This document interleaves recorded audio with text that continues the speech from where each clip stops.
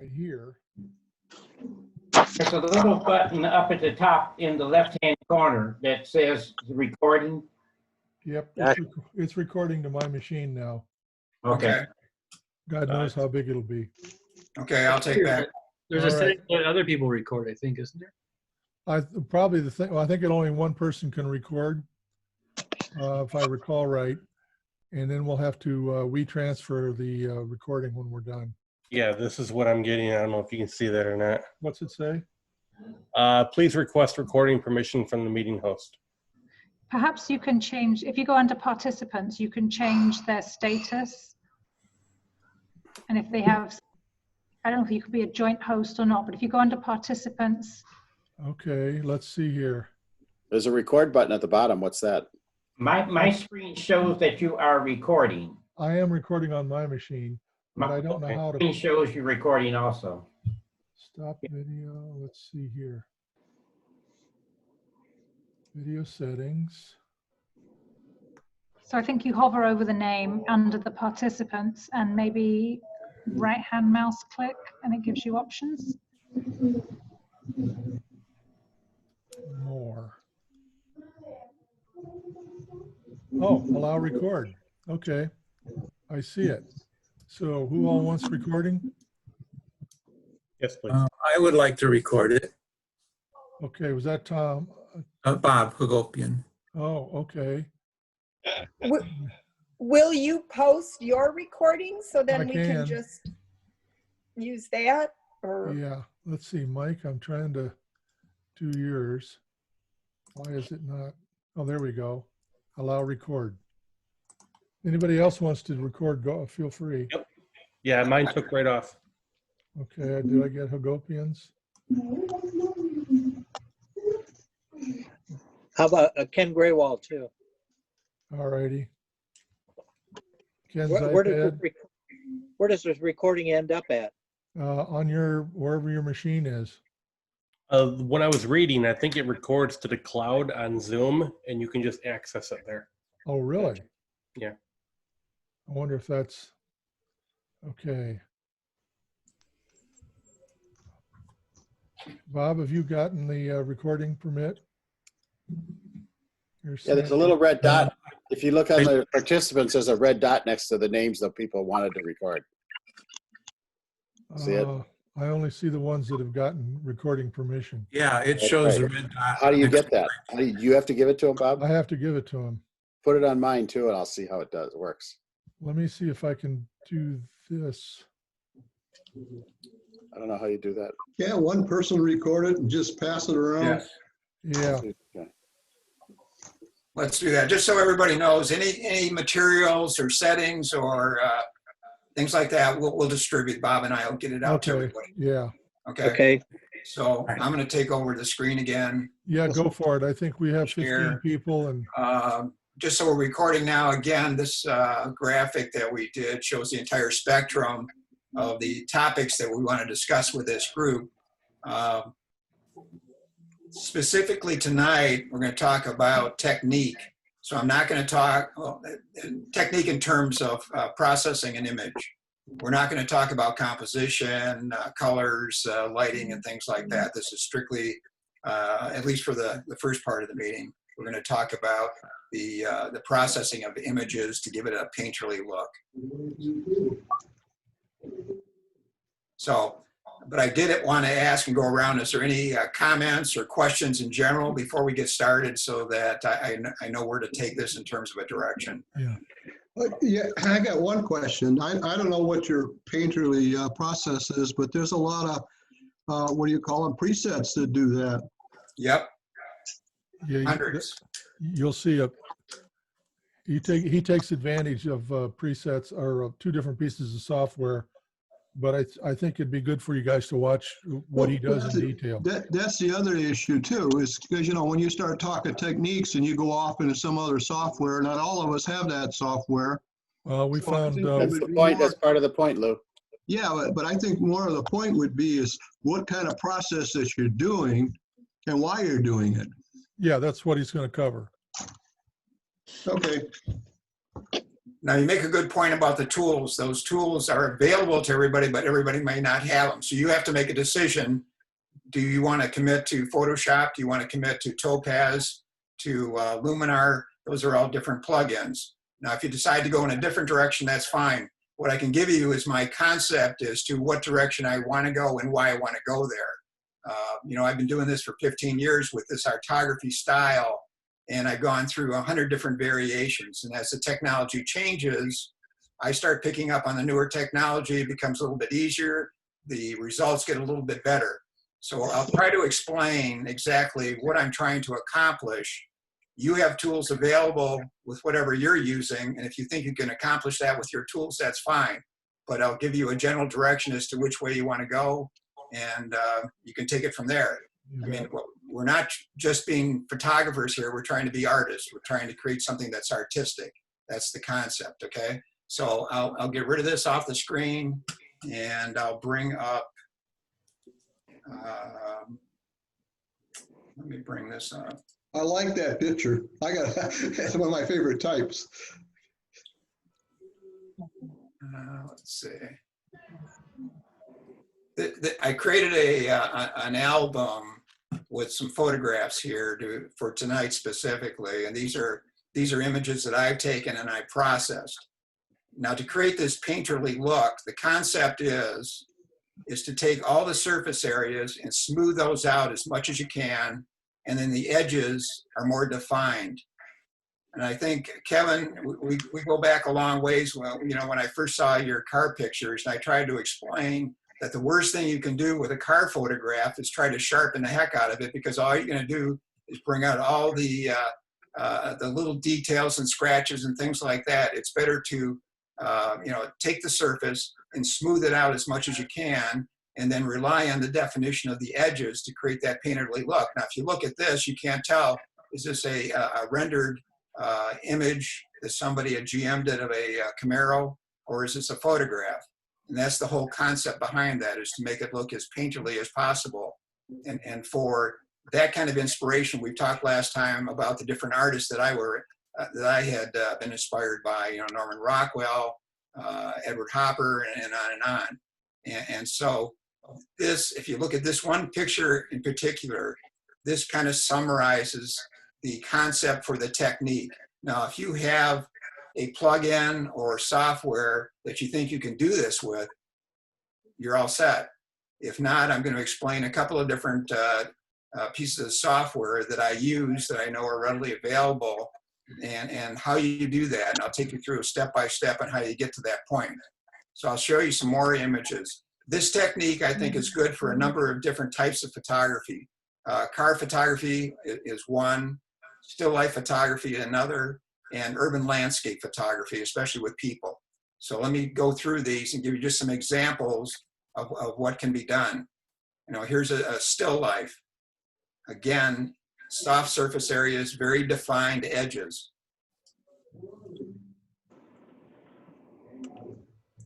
There's plenty of artists out there that do photorealistic paintings. I don't know if you've seen them, but they're, I can send you some links about what they are. They spend months and months trying to create paintings that look like photographs. We're doing the opposite. We're taking photographs and trying to make them look like paintings. And I think you'll see the pattern when you look at all these pictures of the same technique, you know, smooth surface areas, defined edges.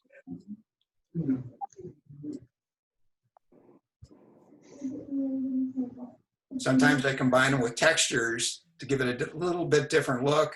Sometimes I combine them with other plugins just to create just a different kind of a feel. Here's another photograph of a car. Again, everything is smooth on the surfaces. The details and the edges are very defined.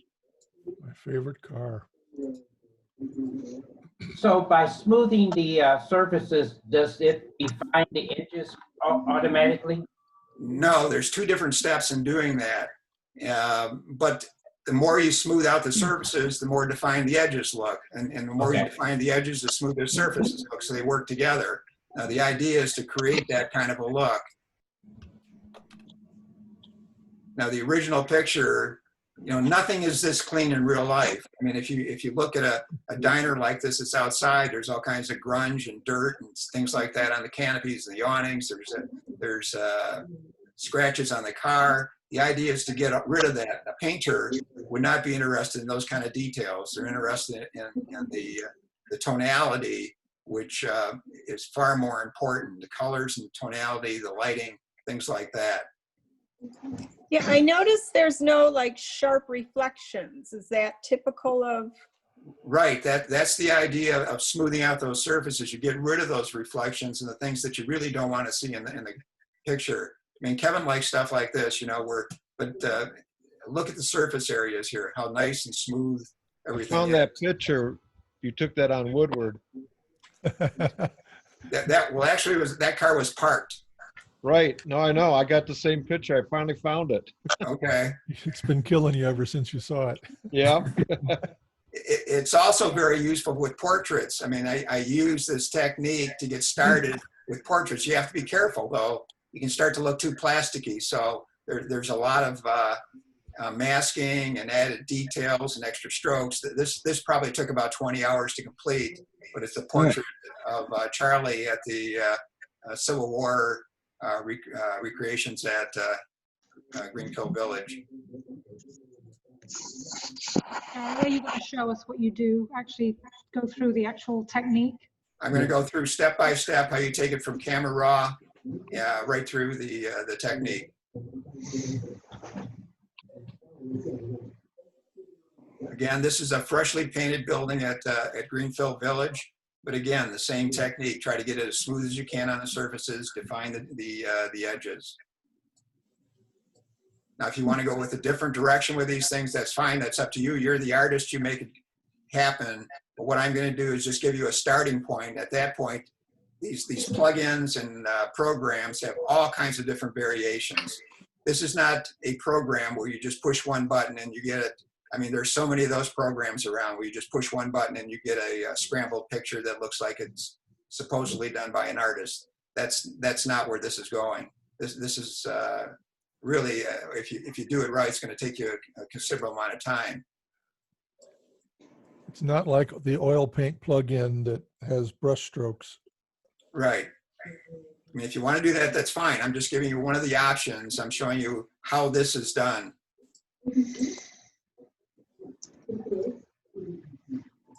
Okay. Let me get out of this and I'll go into Bridge. And we're going to talk about this one image and use it as a sample. And I'm going to show you, this was taken with a 16 megapixel Fuji APS-C camera. And this is the actual raw file that we're starting with. This is before taking it into camera raw, and it looks like nothing special. The duplicate of this, which was taken into camera raw, shows the adjustments that I made just in camera raw to get this thing where it's going to look what I call just flat. You know, the lighting is proper, the histogram goes from black to white, the colors are not oversaturated, there's very little sharpening. It's just a flat picture, but everything is correct in terms of what we need to move forward. So I'm not looking to try to create something special in camera raw. All I'm doing is going through the steps. So what I'm going to do is take these two images, take them into camera raw. It's the exact same image. And if let's see, I've got to move some pictures around here. Is this trying to get this out of the way? Okay. If we look at the image that I've already taken into camera raw, these are the adjustments. There's not a lot of adjustments here. I've lowered the contrast. I've increased the highlights. I've increased the exposure about 0.4 of a stop, and I boosted the whites a little bit. Did you start off with this going in auto? Yes, I started out with, if I hit auto on this, see what happens. For some reason, Photoshop wants to increase the vibrance, which I don't want to do. I don't want to increase the saturation. It boosted the whites more than I wanted. it sent the blacks down way farther. So you can start with the auto button right here, which is supposed to, get it right. It doesn't normally do a very good job. So let's go back and I'll put this in where I had it. I actually had the contrast down a little bit. All right, shadows. Now, when we talked the other day, we were hitting auto and then centering out the vibrance and not doing much more to it. You normally do more adjustments at this stage? No, I'm just trying to here's the histogram. When I say getting it between the goalposts, this is your black side right here, and you can see that the histogram just touches those blacks. And this is your white area here. It just touches the whites. So I've got it essentially between the goalposts.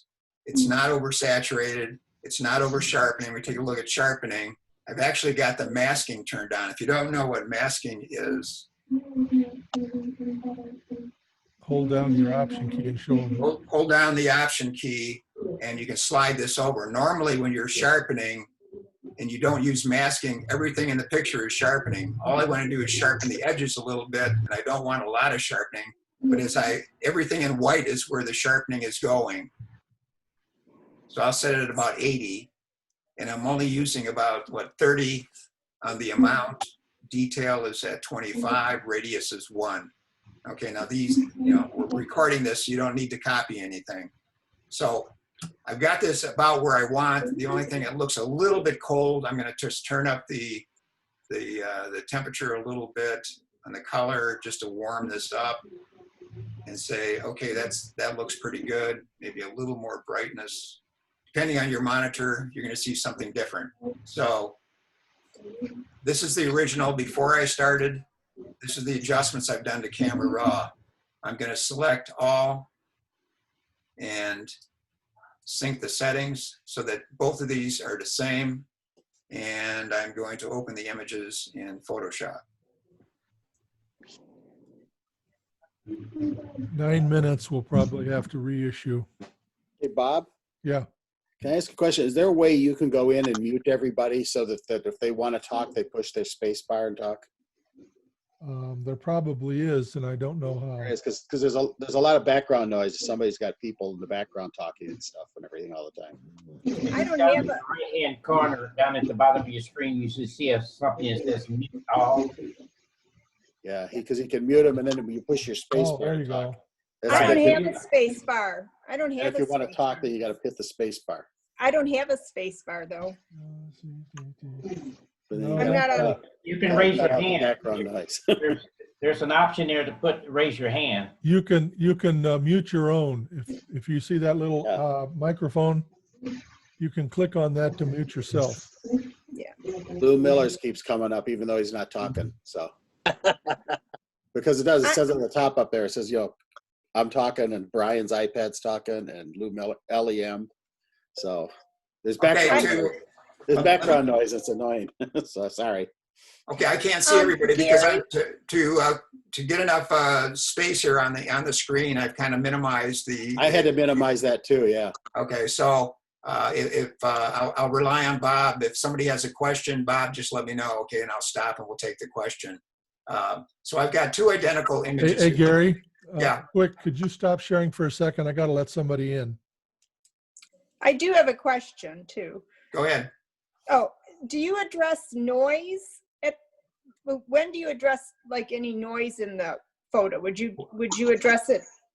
If there's serious noise, we could do that in Camera Raw, but noise reduction is an essential part of what we're going to do. So you're going to see how noise reduction is actually going to help create the look that we're trying to create. Okay. Let me know when we're ready, Bob. Yeah, go ahead. Let's see how to take Okay. it away. So I have two identical images, and I Oh, need hold those it, Gary. because Gary, sorry. Somebody just popped up. Yeah, that's me. I switched the computer. Aha. Okay. Ron's coming in. Can you hear us, Ron?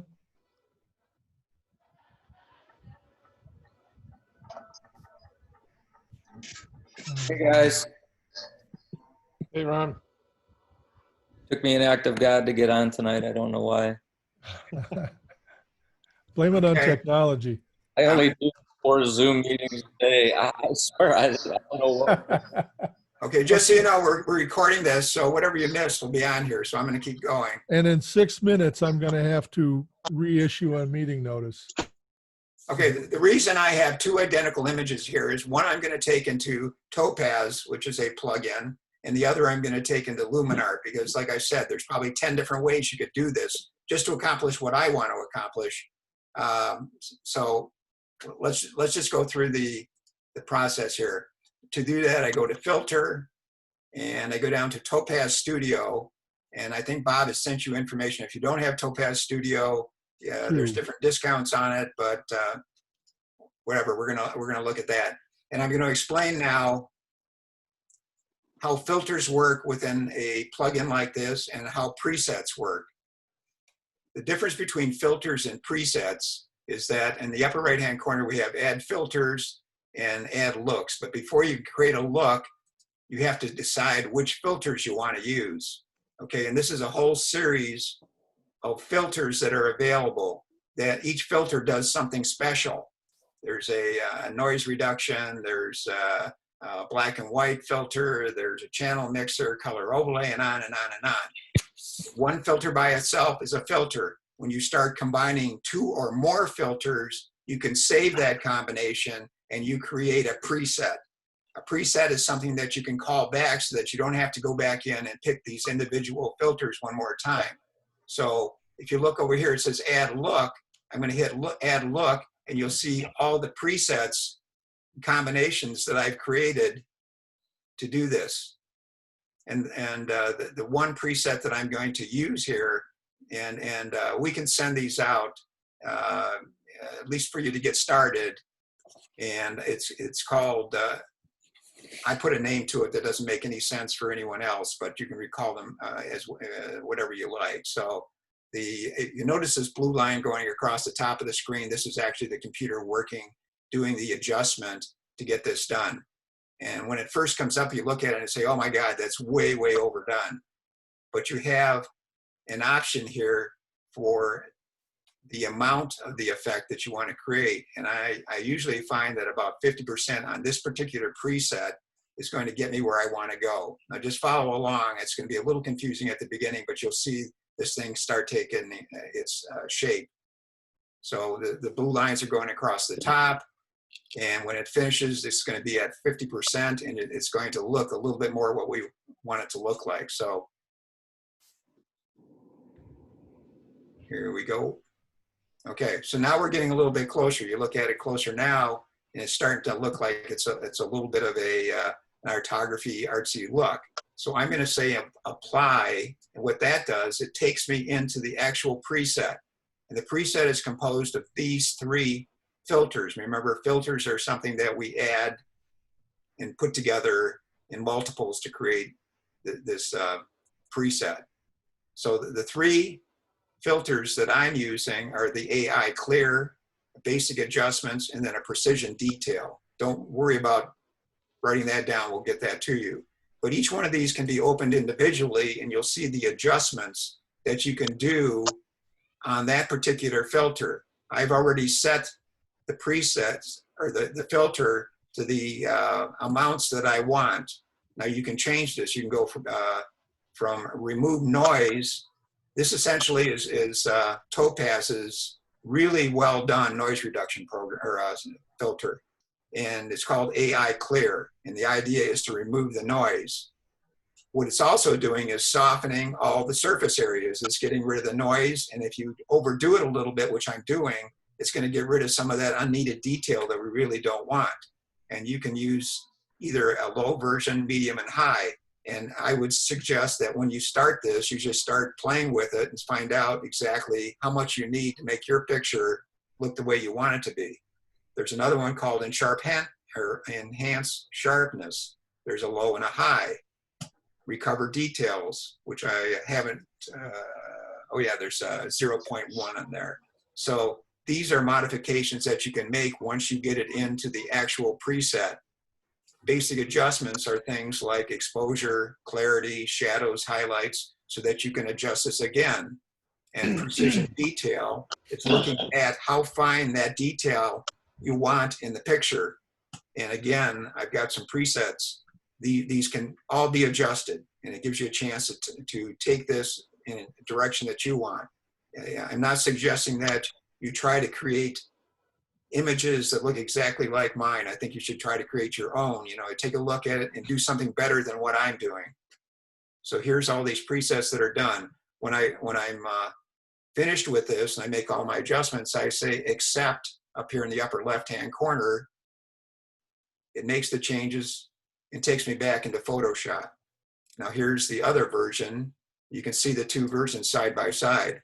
This is the Topaz version, and this is the original unprocessed version that we're going to take into another preset, which is called Luminar 3. This is the free program that Bob sent you some information on. We're probably going to get kicked off any minute, and I'll restart with a new meeting. Okay, maybe I'll just hold off on there. Any questions on the first one with the Topaz? Nope. No one? Topaz can be used alone by itself, correct? Yes. Most of them can be nowadays. Same thing with Luminar. And Gary's gone through and made the adjustments so that there's an equivalent set of presets for the Luminar. There's pros and cons with the two programs. All right, so far it hasn't kicked us off, but you never know. Again, in this program, there are filters. Here's the filters in Luminar. You can see there's the same type of filters that you had in Topaz, just their variations. They even got their accent AI filter and so on and so on. Across the bottom are the different presets